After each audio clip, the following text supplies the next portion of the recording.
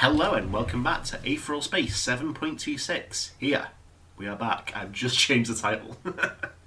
Yeah, welcome. Wait, what? Is the title here? Yeah. Oh, it is. I got confused. Well, welcome back to 7.26. Last time on Aetheral Space, Valentina tried to reach out to her old high school sweetheart Eli, and he was like, "Oh, sorry, love, I'm too diabolical." And meanwhile, Carla was like, "I'm just going to kill my whole family to make my dad sad, and that's going to be awesome." And also, Roy was like, "We're not strong, my boy. We rested on our laurels too much." And Rika was like, "I don't want to fight no more." And that was the chapter, I believe. Yeah. I did it out of order, but whatever. We are here Everyone's with more Aetheral Space. Damn. We're here. Hopefully we can show our resolve. I've cleared my nose a little bit, so let's see how this goes. Dragon strode out onto the roof, wiping a stray bead of sweat from his forehead as he passed through the doors. His script was stuffed firmly in his pocket. If we do You're recall, being dumb as... Dragon was doing something with the script before. He was about to get the fucking rings. Oh, what was he doing? He was about to get the rings, remember? The rings? The rings, like the movie. Oh yeah! Sayako was coming at him. Sadako, I forgot her name. Fuck, the ring girl. You're being dumb as hell! Ruth was still giving Skipper, who was perched on the railing like a bird, a piece of her mind. Why is Skipper perched like a bird? He's just like hunched over. Yeah. Bruno stood a small distance away, leaning over that same railing as he looked out onto the cityscape. Artificial sunlight beat down. It was clearly meant to be a warm day today. "Finally wake yourself up, Mr. Hadrian," Skipper called out as Dragon approached, without so much as turning to look at him. "Didn't think you'd ever come to." "Some of us like having downtime," Dragon grumbled, cracking his neck as he stood alongside the group. "We can't all be adrenaline freaks like you." So harsh, Skipper chuckled. "But, maybe you're right. I've tried staying still. It ain't for me." Ruth's foot, suddenly clad in a skeletal boot, came down hard on the roof. The resounding thump was more than enough to overpower whatever words were about to come out of Skipper's mouth next. "Skipper," she said slowly, voice full of menace, "I'm starting to feel like you're ignoring me." "No, ma'am!" Skipper shook his head furiously, hopping around on the railing so that he was facing the group instead. I mean, he's just like doing little hops. Yeah. "I'm hearing you loud and clear. Promise I'll never get in danger again or do anything reckless, 100%. One hand was behind Skipper's back, and Dragon was willing to bet billions that two of the man's fingers were crossed. He rolled his eyes, but he couldn't quite suppress the smirk on his face at the obvious lie. Skipper's grin spread slightly wider as he saw Dragon's expression. "Hey," he said quietly. "Look, I got him." "Apparently," Bruno called out. "This all ends tomorrow. What do you guys think about that?" The roof fell silent. Skipper's cheeky grin slackened away. Ruth took a deep breath, and the smirk on Dragon's face died. This wasn't over yet, was it? No, it wasn't over at all. "Abraham Oliphant arrives tomorrow," Dragon confirmed, slowly nodding. "I got that info out of Fix. It doesn't take a genius to work out that Carla's going to go after him when he gets here." Ruth crossed her arms, idly tapping her foot against the concrete beneath. "About that, I've been thinking, guys." Skipper raised an eyebrow. "Yeah? This kinda isn't any of our business, is it? Why don't we just leave?" Bruno squeezed the railing bar tight, his face resolute as he stared forward. "I'm not leaving," he muttered. "Not now. Not until I settle things with Cott. It's the only way me and Serena will be safe." Ron couldn't do much to argue with that. Skipper, still perched, rubbed his chin. "Well," he said slowly, "I've still got my heart set on the Oliphants owing me a favor, and I'm struggling to see a better way to do it than helping them out here." "They've taken a beating," Dragon raised an eyebrow. "Are they still worth having on your side?" "Financial resources," Skipper counted on his fingers. "Secret supply routes, bribed officials. They still have those to give, yeah?" So those were some of the things needed for Skipper's endgame. Skipper endgame? You wanted more, Dragon? You wanted more favors? Yeah. Grimacing at the stark refusal, Ruth looked to Dragon. "Little help?" she asked, rightfully looking towards the voice of reason. Dragon slowly nodded. Yeah, I know, right? Dragon slowly nodded. "Objectively, there's no good reason for us to stick around here." Ruth smiled. "But," Ruth stopped smiling.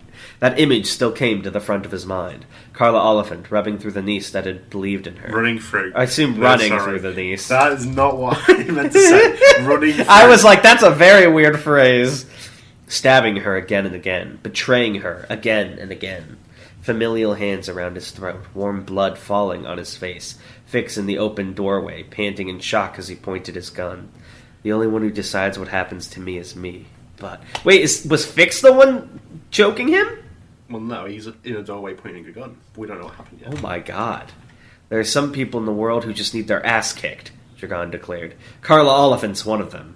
I'm not leaving either. Ruth's face somehow fell even further. So that's it, she mumbled. We're just sticking around, waiting for things to go to shit again, without even having a plan. She had a point.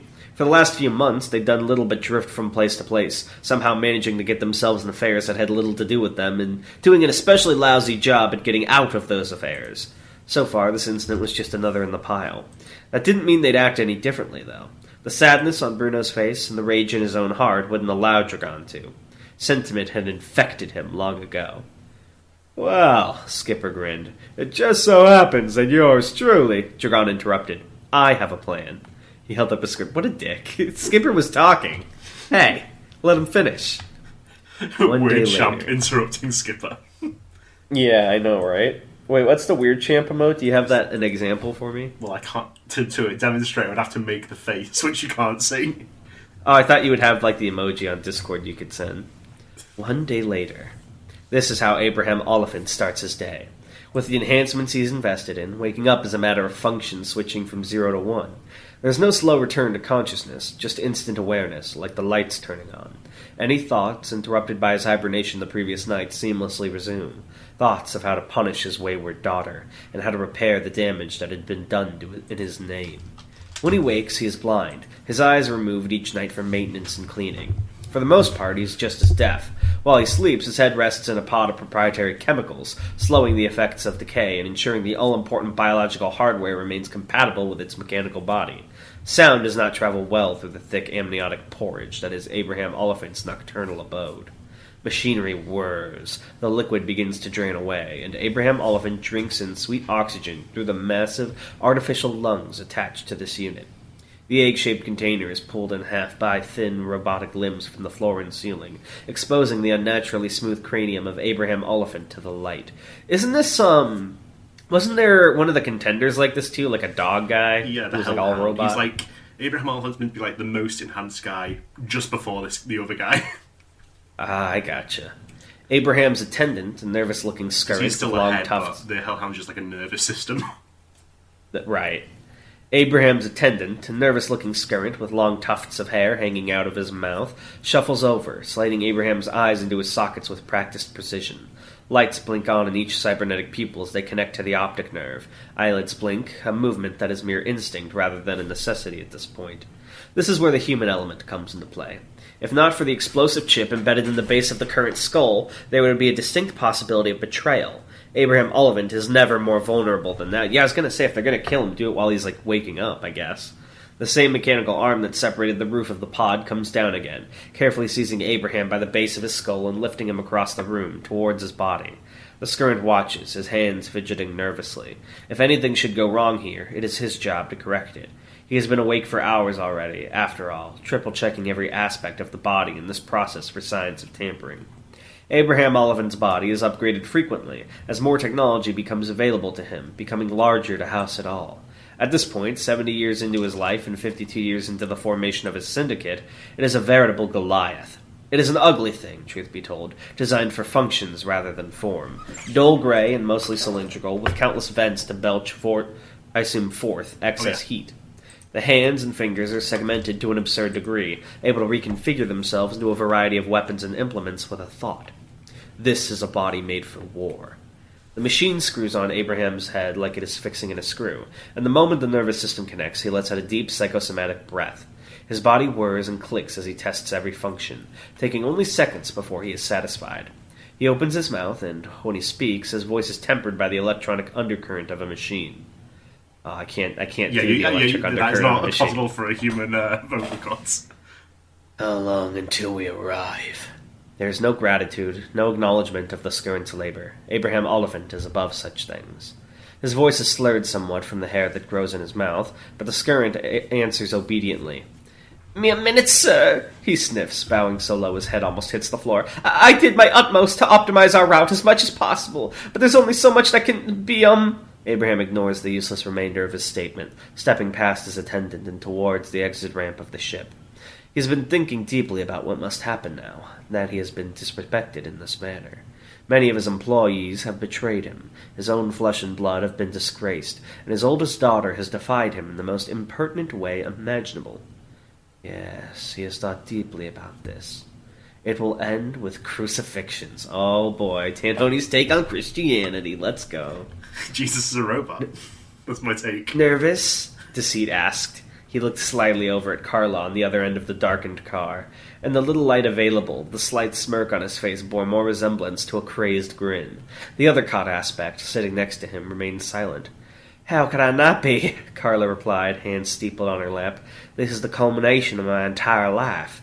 I think I'd be kind of a freak if I wasn't worried about all of this." This was the last stretch. Even now, heading towards the hangar they'd confirmed Abraham was arriving at, Carla couldn't help but fret. Had her preparations been sufficient? Would Delset or Macedora betray her? Was there anything she hadn't taken into account here? Deceit kept talking. "There's no need to be concerned. Eli Macedora is waiting in the wings to play his role, and my other aspects already have the place surrounded. I'm sure the rest of your family will try to interfere somehow, but to be honest, the amount they can do is limited. If they show up, we just kill them too." Carla glared. "You seem just as confident of that as the Silver Vision Tower, and yet they're not dead." For a moment, Deceit had no reply to that, and the aspect sitting next to him just twitched and growled, its porcelain eyes crazed.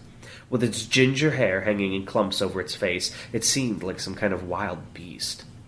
"That was a fluke," Deceit finally answered, far too firmly. "I'll admit I underestimated the individual abilities of the people there, but I'm not the sort to make the same mistake twice.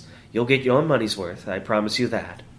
I think I might be more assured of that if I was speaking to Cot directly, not the literal personification of his ability to bullshit. Deceit smiled thinly. "I understand your concerns, but you don't send a general into the battlefield directly. That'll create more issues than it solves. I'm sure you understand that, too. As I'm the one paying you, and I'm the one in charge, I would like to think I'm the general here, honey. You have other ideas?" "You're expecting betrayal. That saddens me." Carla shook her head. "Of course not. I'm anticipating it. Your name's Deceit. I'd be remiss if I wasn't." The car stopped, and for a few seconds, Carla and Deceit just kept staring into each other's eyes. What thoughts resided there, Carla wondered, behind those glassy false pupils? Was a knife indeed coming for her back, or had paranoia begun to strangle her in the 11th hour? Finally, though, she spoke. "We're here," she said. Dragon, crouched on the edge of a roof, glared down at the figure who'd be his first target. "I'm here," he whispered into his communicator. Oh, God, it's one of these. Ruth kept her claws ready as she walked alongside Roy Oliphant Dawkins, the bandaged man striding as if he was in the best of health. His son Scout walked just behind them, with Rico's mother Valentina bringing up the rear. The tension was palpable in the air, like a curtain coming down and smothering them. The ship they were waiting for, a discreet cuboid thing of black metal and white-hot thrusters, slowly landed in the center of the room. As the glow of the thrusters died, the exit ramp began to descend. "We're here," Ruth growled. "Don't get careless, yeah?" Skipper muttered to Bruno. The two of them were standing just outside the hangar, guarding the main doors that led to where the ship was coming in. A few other Oliphant employees were with them. A guy who seemed to be Roy's personal aide, along with a few suited goons. But that didn't do much to make things less tense. If the enemy attacked using this route, things would quickly become a bloodbath. Not just for them, but for the countless civilians that were in the docking center as well. Shields already hovered over Bruno's hands as he watched the passing crowds carefully. He wouldn't let Cot hurt anyone else, not the way he'd hurt him and Serena. That was unacceptable. "Yeah," Skipper repeated, clearly wanting a response. He didn't get one. Slowly, Bruno reached for the communicator clipped to his collar. He took in a deep breath. "We're..." Bruno began. "Here," Serena finished. "We're here," the Skirrant whispered, peering up at his master. The exit gate slid open. "Yeah, this is my Skipper voice." I keep feeling like I'm losing the... it's like the first flame is the Skipper voice. And it fades every chapter. It's fine. It's always been fine. I don't know where this anxiety comes from. I don't know either. Poor Skipper. Yeah, this was what I expected. It was just like a build-up chapter. I'm really excited to get into the action. I know you talked to me about that before we started recording about how it's about to go, but these are like the transition chapters. Yeah. But I imagine a lot of the Royal Road readers will feel the same, where it's like they're antsy to see what's next, and the conclusion to the arc, so to speak. I imagine it's going to be another big fight. But I'm very curious to see where these character arcs go and if anyone else dies that isn't like a villain. Very, very curious indeed. But yeah, I am excited. I wish there was more Aetheral space, but oh well, alas. Any closing remarks? I don't have any right now, but we are approaching the end of the arc. I would say at the very most, I'm gonna hold myself to this. It is not going to go past 7.30. We're in the last stretch here. 7.30? It's not going to go past that. 4 chapters. That's I'm going to do I my guess best if they're to big have chapters. long ones from now on. Oh boy, me sweating as the fucking narrator. I actually think that's a change for the better for a web serial format. Yeah. Ignore my complaints. Blame Elden Ring for the rest. Yeah, yeah. It's gonna open and it's like far away in the lands between. I forget what's in the universe. Yeah. All right. Yeah, I'm excited to see the Elden Ring inspo. So we'll see you guys next time. Bye. Bye. Oh, I almost disconnected the call instead of.